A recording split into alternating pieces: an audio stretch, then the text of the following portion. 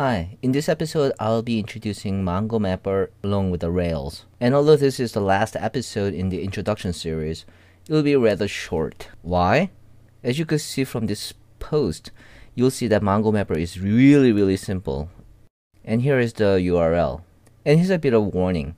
I'm not a big fan of ORM that includes active record, so I might inject some of my opinions here and there. So it's just a bit of a heads up that you could just ignore those comments.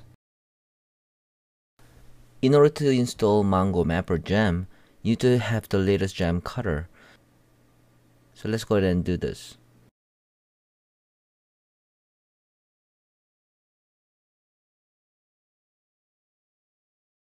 Once you have the gem cutter installed, and you need to tumble it. And I love saying that. And naturally, next thing that you need to do is install MongoMapper. Now, if you look at the if you do the search on the gem search, you'll see a whole bunch of other MongoMapper. Just make sure that you install the one that I specify here. Now let's go ahead and create the Rails application, and we'll call it a Mongo demo. The first thing we are going to do is actually go into the config directory and set up our application to use Mongo.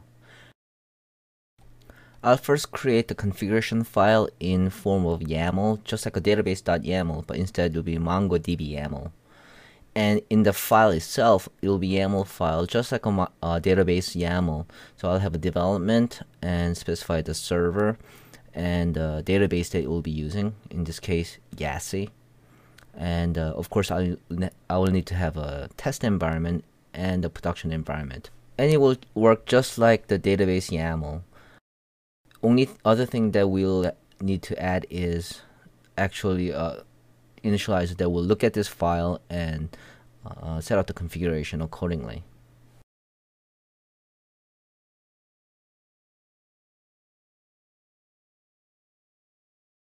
I'll create the initializer in initializers directory under name mongodb.rb, and this is actually a little Ruby program that will load and instantiate the MongoDB connection.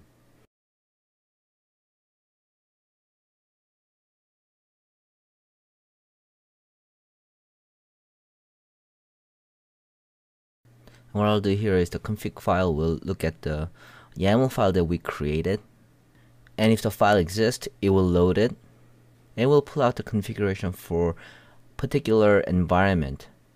And if the configuration for the environment exists, and only thing they will do is create the MongoMapper connection using our Mongo driver that we learned about in my previous screencast. According to the blog post and the documentations, they recommend that I do it somewhere else. But however, I need to use a MongoDB on different versions of Rails, and I just found that the initializer to work across the different versions and just works well. And that's the reason why I prefer this method. Before we get started working on our Rails app, we need to start our MongoDB. So let's go ahead and do that and move it out of the way. And let's generate our YASI's controller. It's a simple one. And let's go ahead and create our models. I'll be creating two models. One YASI itself, and the other one will be a Mongo base model, which everything that actually Mongo models will inherit from. Okay, here's my application.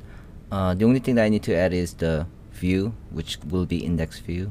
So let me go ahead and do that.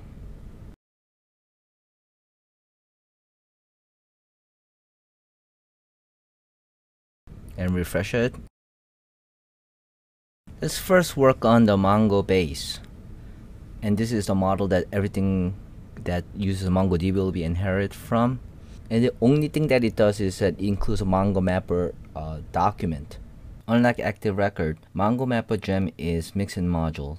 Therefore, I believe it takes up less resources than Active Record does. Now let's go ahead and create our YASI model, which inherits from Mongo base.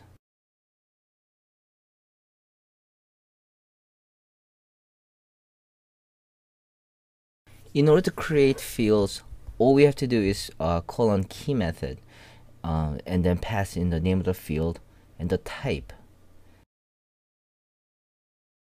And this required, what I'll do is I'll explain it a little bit later. As you can see, it works just like the active record and a migration. It's just that you don't have to run migration with MongoDB. What's nice is that first time you actually use it, it will do all the creation that you need to do. So there's no migration mess that you have to deal with. It's really nice. And although it's not complete, you get all the method of active record in terms of validation. As you can see, it validates the presence of description, works just like the active record. And one of the shortcut that you have is when I did the title, required true is the same as validates the presence of. It's just a shortcut. Okay, let's look at the controller. As you can see, I have a simple index action, and only thing that does is pulls out all the YASIs. And as you can see by the method, what I do is just call all method from the YASI, and it works just like the active record. And that's the whole purpose behind the MongoMapper, is that it gives us a convenient way for us to use MongoDB using the tools that we are familiar with. So for here, right now on index, I'm doing yasi.all, but if I want to do a search, then I could do yasi.find and pass along the criteria just like the active record, and it will do that. And here's a simple view that I create to demonstrate the index action. And as you can see, you don't see any difference between this and any other normal Rails app. Now let's fire up the application and see what it looks like. As expected, when I call on the index action on YASI's controller, I get no YASI here message. Let's create a YASI from our console and see what it looks like. Okay, let's fire up the console and let's create an instance of YASI, and let's populate the field. You always need to be aware of that MongoMapper works exactly like the active record. So even if you instantiate and populate it, unless you call save method on it, it's not saved. And other behaviors are just the same.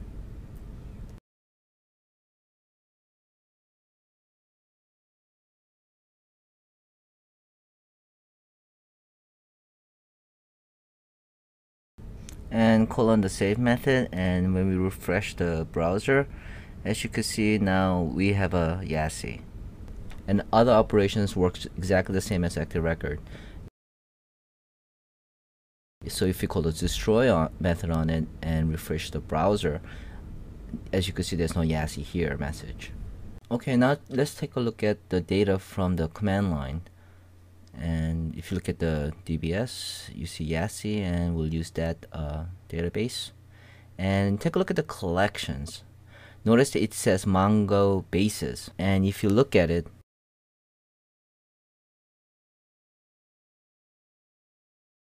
that's where our data is. Issues like this and more will be covered in my RubyHead screencast shorts, and you can find those at blog.rubyhead.com.